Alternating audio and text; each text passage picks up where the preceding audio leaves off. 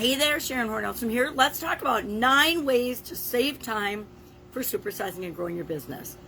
I am going to talk quickly because I have no voice today and I want to give it a rest.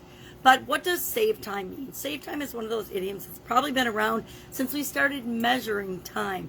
People have been looking for ways to do things faster, easier, more efficiently, and more effectively for centuries. We're always looking for a faster, easier, better way of doing something.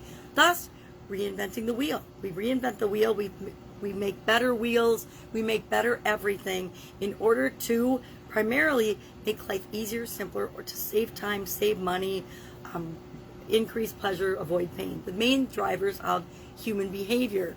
So to complete a task in a lesser amount of time, to do it more quickly or more efficiently is something that we often strive for. We can take a different route to work. Maybe we find a shorter route to work. Maybe find a shorter route to grandma's house. Maybe we improve a process. Maybe we get a tool or find a way to automate something that we do repetitively in our life. Maybe we can delegate it.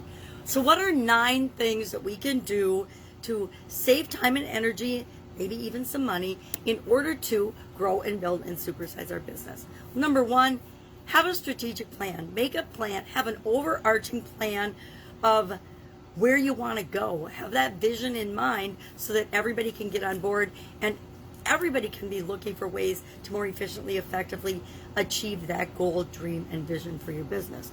Number 2, monitor your time. How are you actually and honestly, really, truly spending your time?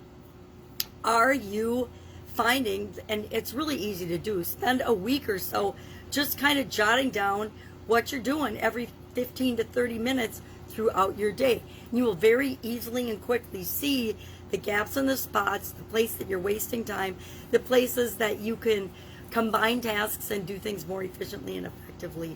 It doesn't take long, and I do it periodically. About once a year, I will catch myself drifting, and I will stop, and I'll spend about a week keeping track of how closely I'm following my schedule. I actually plan and schedule out my time pretty strategically. I block it, and I make sure that the high priority items get done first. Number 3, prioritize your day. Set priorities. What are the most important things? Do the most important things first. If you knock off the one most important thing you need to do at the first part of the day, no matter what else happens, no matter what else comes down the pipe, you will feel better because you will know you've at least accomplished your number 1 priority for the day. Number 4, make a daily to-do list. Again, I do a prioritized to-do list, and then of course there's the ancillary things that I would like to get done that I may or may not get done. But I have a list so you're working off a plan. A plan. Oh, number 1, a plan. Number 5, get a good night's sleep. Get a good night's rest so if you wake up feeling a little under the weather, you can still get some things accomplished throughout your day. Number 6, make your meals a social occasion. So instead of just eating, combine eating with relationship building and other things. This is my way of saying find ways to multitask that are creative and enjoyable, especially for the things that you have to do.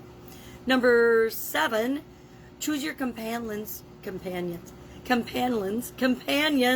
carefully. Number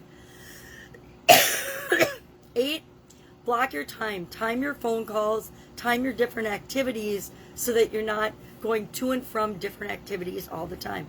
Every time we switch tasks, we lose a certain amount of time because it takes our brain and our bodies a few seconds or maybe even a few minutes to get engaged in the new activity. So put together your phone calls that you need to return, your emails, your text messages, your coaching calls, whatever. Block them out and do similar activities together. And number 9, give yourself the gift of 30 minutes every single day to do exactly what you want. Anything you want, everything you want. 30 minutes is just you time that you can spend any way you want. I spend mine sometimes doing a hypnosis, a meditation, sometimes going for a walk, whatever it is. I give myself at least, usually more than 30 minutes a day, but at least a 30-minute block of time every single day to spend any way I want. If I want to watch a silly TV show, if I want to read a funny book, if I want to have a phone call with a friend, whatever it is, 30 minutes a day at least, I can do whatever I want. And as I get older, there's a lot more time to do that. But 30 minutes for sure, give yourself. Every single one of us can carve out 30 minutes a day for personal time. That's it. I'm going to rest my voice. Share in the comments below ways that you like to save time so that we can learn from one another. And I will be with you tomorrow, hopefully with a voice and another time-related idiom. Have a great day, and I'll be with you tomorrow.